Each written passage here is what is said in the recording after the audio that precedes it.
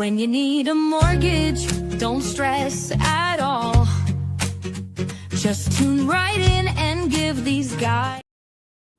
Good morning, YouTube. Today is Tuesday, June 30th. And wow, are we flying through the summer heat wave in effect? Tom does not look to be in Pittsburgh. I don't know, Anth. It's a pretty good looking backyard if he is. Is that a screensaver or is that real palm trees? Yeah, can you tell it's glitching like Ryan's in the background there? You know, no, we're good. We're here. This is it. Move your head so you can see the sun. We're down at Anna Maria Island in Florida here. If Tom was creative, he would have done the thing where it looks like he's holding up the tree or something, but he's not that creative. Oh, I picked the wrong side. I tried to hold that tree, and I held that tree. That kind of worked. Being a weatherman isn't so easy. What's going on, fellas? Not much, man. Good morning. Good morning. Blessed to be on vacation, so we're out here and enjoying the weather. Seems crazy part is, though, and enjoy your weather up there in Pittsburgh today, folks, because it's actually 10 degrees warmer in Pittsburgh today than it is in Florida, which is wild. I don't know if that's a good thing, but yeah, it's hot everywhere. Enjoy it because it's better than the snow, and just use that air conditioning as much as you can. Maybe a ceiling fan or two, get that air circulating. That's what we're all about.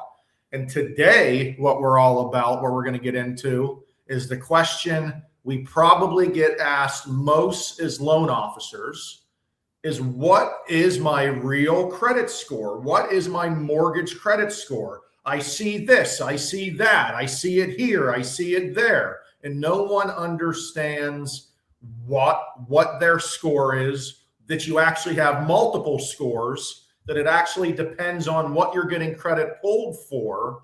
And actually the only person you can get your actual mortgage credit score from is one of us, a loan officer. Yeah, absolutely. Because when we're pulling credit, we're pulling specific credit for each of these three credit bureaus. There's 24 different FICO models, I believe, for each of these bureaus. And it really depends on which one you're looking at. There's ones for your cars. There's ones for your credit cards.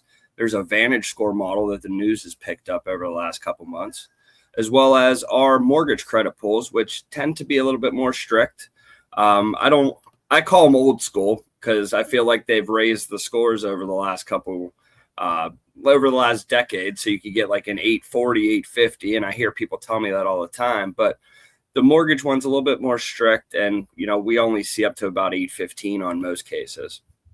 And Tom said a lot of good stuff there. And first off, everyone has three credit scores, right? Because each bureau gives you a credit score. There's three credit bureaus, each has a score, but they're all coded differently. So it's great that there's these third-party companies, these credit cards that show credit scores, but it really convolutes the situation when we pull credit for a pre-approval. It's not exactly the score that their credit card is showing, then everyone gets all worked up for no reason.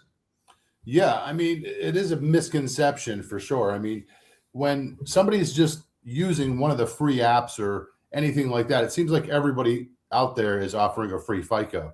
But if you pulled four of them, every one of them is going to be different, but they're supposed to be just an estimate of where one of your scores could be. You know, two of the main companies started as a credit monitoring company offering those free FICOs, and then everybody jumped on board. But if you read the fine print, it's not being pulled directly from Equifax, Experian, or TransUnion, which is the three major credit bureaus. Once you apply for credit with a lender, credit card, auto loan, whatever it may be, that's when your credit score is coming through for lending purposes only, not a consumer view. The consumer view is where people get confused, like, hey, you know, I just looked at my credit score on, you know, my FICO or whatever it may be, and it's a 782. And then we pull it, it's a 624. Well, at that point, we're getting the actual information from the credit bureau from what's being reported, as well as the lending scoring model for the credit scores that we need. So they are going to be very different compared to some of the free sites or the free FICO. And please remember, West Penn Financial is not making up the credit scores, right? If you get your credit pulled for mortgage purposes, Every bank, every lender, as long as you do it within a 30-day period, is getting the same information. So we don't make the rules. We just follow them. We're going off the 3 scores that the credit bureaus give us for their mortgage algorithms. And just so you know, when there's 2 borrowers, each borrower has 3 credit scores. We take the middle of the 2, and then the lower of those 2, right?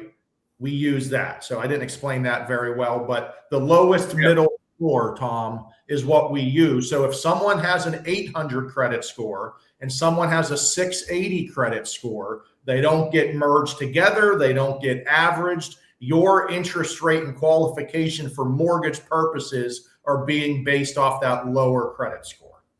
Yeah, exactly. We use that middle one, and why we do that is because they range every time. It's not that Equifax is always the lowest, Experian's always the middle, and TransUnion always the highest. That's not all how it works. They could be mixed and matched, and it depends on which borrower and how they look at the different credit, revolving, large installment loans, things like that, and how it's actually done. That's what's generating that score for everybody.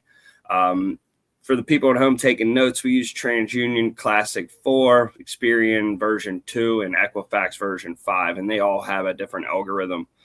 If we knew the algorithm, I would tell you, but we don't, and that's why these 3 companies are still in business. I would love to help get you guys better credit by knowing the algorithm. We could jump in easily, but there are models and there are things, there are tools that we have at our disposal. So don't fear having a lower credit score, because we are able to help get credit scores up with some of our tools that we have. And it's an imperfect system. You don't know till you know, and your credit pull is good for 120 days. That's why we really stress that it's the most important part of your pre-approval. You can show bank statements, you can show pay stubs, you can do it all. Unless you have that credit pull, you know your credit score and your debt to income ratio, none of that other information matters. And you don't know until you know. And we see all the time, student loans. Folks think, oh, I'm not paying on my student loans. That's not going to affect me. It may not affect your credit score, but for mortgage purposes, mortgage law, mortgage guidelines, we have to look at debts and give that a payment in some cases. Yeah. I mean, when we're qualifying somebody for a new mortgage, I mean, we're taking all debts into equation. You know, just because you don't have a payment now doesn't mean you're not going to have a payment later.